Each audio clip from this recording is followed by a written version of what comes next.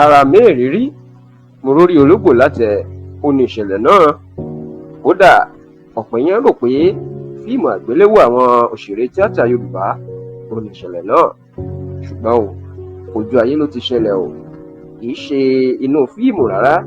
Kódà ìlú Ìbàdàn nípínlẹ̀ Ọ̀yọ́ àti ìpínlẹ̀ Èkó ní ìṣẹ̀lẹ̀ kàyéfì máa ti ṣẹlẹ̀ Ǹjẹ́ kí ló ṣẹlẹ̀? Ọmọbìnrin ẹni ọdún 38 kan 38 years of age, Fatima Adédèjì, ìlú mà gbé ọmọbìnrin kan fún bàbá mẹ́ta. Ìyẹn pé Fatima gbé ọmọ kan ṣoṣo, ó gbé fún àwọn ọkùnrin mẹ́ta pé àwọn ló lọ́mọ ẹ̀. Ǹjẹ́ àwọn wo ni Fatima wá gbé ọmọ ẹ̀ fún Àwọn bàbá tí wọ́n jẹ́ òṣìṣẹ́ àwùjọ tó gbajúmọ̀ ó ní Fatima ló mà gbé ọmọ mẹ́ta fún yìí. Ọ̀kan jẹ́ ọmọ ẹgbẹ́ OPC Oòduà People's Congress igun ti olóògbé Freddy Fashion ní ìpínlẹ̀ Èkó. Ọ̀kan jẹ́ onílù ọmọlẹ́yìn gbajúmọ̀ onírin fújì ìlú Ìbàdàn ní Tírílẹ̀dà. Bẹ́ẹ̀ nìkan jẹ́ ọmọ ẹgbẹ́ onímọ́tò ìpínlẹ̀ Èkó, ìyún tí wọ́n jẹ́ ní LTW tẹ́lẹ̀. Ǹjẹ́ báwo ló ṣe wá ṣẹlẹ̀ Gẹ́gẹ́ bí ìwé ìròyìn The Nation ni wọ́n ṣe tú àṣírí náà. Wọ́n ní Fatima, ọkùnrin kan tó ń jẹ́ Báyọ̀ tó jẹ́ onílù lẹ́yìn Tírílẹ̀dà onífújì nílùú Ìbàdàn, òun gangan ni ó fún Fatima lóyún. Fatima sì bí ọmọbìnrin tí wọ́n sọ ní Dàmọ́lá fún un. Ṣùgbọ́n àsìkò tí Fatima lóyún fún Báyọ̀ ní ìlú Ìbàdàn, inú mà wá sí ìlú Èkó. Tẹlifíṣàn Yorùbá Tòótọ́ gbọ́ pé Fatima jẹ́ onírùnkúrìn tó máa ń rìn máwọn ọkùnrin kiri.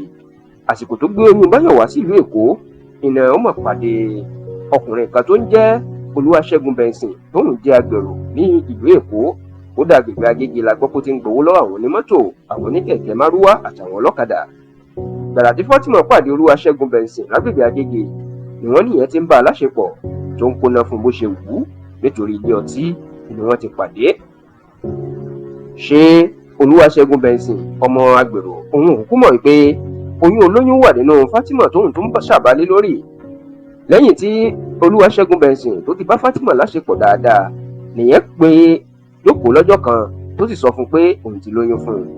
Bó tilẹ̀ jẹ́ pé Olúwaṣẹ́gun Benson kò fẹ́ gbàgbọ́ nítorí òun fúnra ẹ̀ mọ̀ pọ̀pọ̀lọpọ̀ ọkùnrin ló ń gorí Fatima, ṣùgbọ́n tó ṣàgbà pé òun ti ní oyún sọ́dọ̀ ẹ̀. Nígbà tó yá, Fatima kúrò lọ́dọ̀ Olúwaṣẹ́gun Benson lÉkòó, ó gba ìlú Ìbàdàn lọ.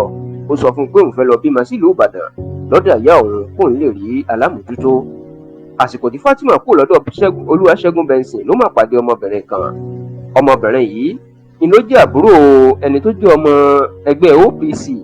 Ìyẹn orúkọ ọmọ ẹgbẹ́ OPC yẹn òun jẹ́ Sharafa Biliaminu, agbègbè Alágbàdo lọ́nà Kọ́lá ìyẹn nípínlẹ̀ Èkó lòun gbé ń tiẹ̀. Àbúrò Biliaminu ló sọ fún Fatima pé ìyàwó ń jẹ Sharafa ẹ̀gbọ́n òun àti pé ó ti pẹ́ táwọn ti fẹ́ kó níyàwó tí kò níyàwó, ó ní kó wá fẹ́ ẹ̀gbọ́n òun. Níṣẹ́ ni Fatima ló sọ fún àbúrò Sharafa ọmọ OPC pé oyún wà nínú òun kò lè fẹ́ ẹ̀gbẹ́ ẹ̀ pẹ̀lú oyún. Ṣùgbọ́n níṣẹ́ ni wọ́n ní àbúrò Sharafa sọ pé kó dọ́gbọ́n sóyún náà, ó ṣe oyún náà, tó bá dẹ̀ ti ṣe kó wá fẹ́ ẹ̀gbọ́n òun.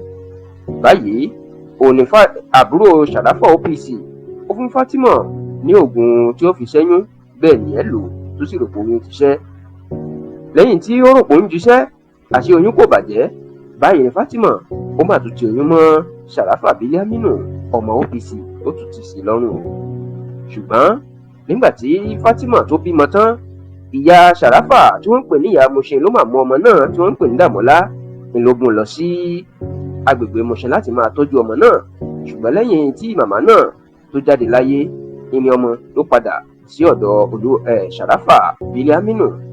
Ṣùgbọ́n lọ́jọ́ kan Dàmọ́lá tó ti pọ́ ọmọ ọdún 11 báyìí ni ló máa jẹ́wọ́ fún Biliaminu wípé ìyá òun mú un lọ sọ́dọ̀ ẹni tó ń gbàgbọ́ pàbúrò ẹni tó ń sọ pé bàbá òun lè yí.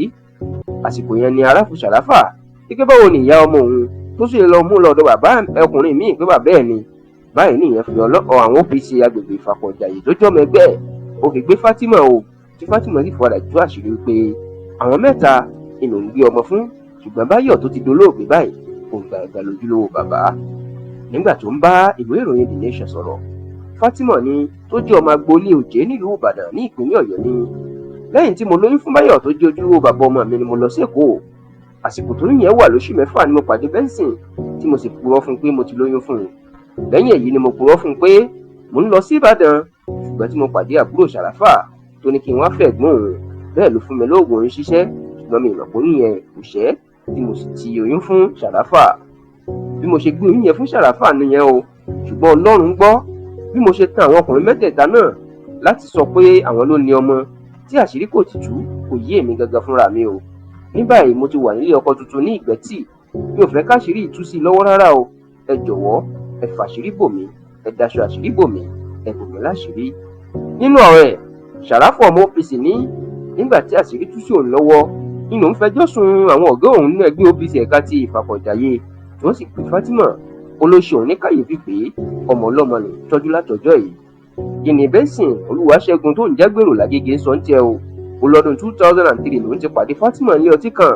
Bẹ́ẹ̀ ló máa ń bá a láṣepọ̀, tó sì nígbà tó sọ fóun pé òun lóyún fóun. Òun mọ̀ pé òun kọ́ lòun lóyún nítorí pé ọ̀pọ̀lọpọ̀ ọkùnrin ló ń bá a láṣepọ̀. Ṣùgbọ́n tó nígbà tí Fátímà lòun bímọ, ó ló kàn sọ fóun pé òun ti bímọ òun ní o. Ìlú Ìbàdàn ló sì wà, tó sì láwọn fún lórúkọ, láì mọ̀ pé ọmọ ọlọ́mọ ni mò ń tọ́jú tóun sì ń náwó lé lórí. Ọ̀pọ̀ àwọn èèyàn tó gbọ́ sí ọ̀rọ̀ yìí ni wọ́n ń sọ̀rọ̀ burúkú sí Fátímà. Bẹ́ẹ̀ ni wọ́n ń sọ wípé ayé Fátímà kò wo àwọn rárá.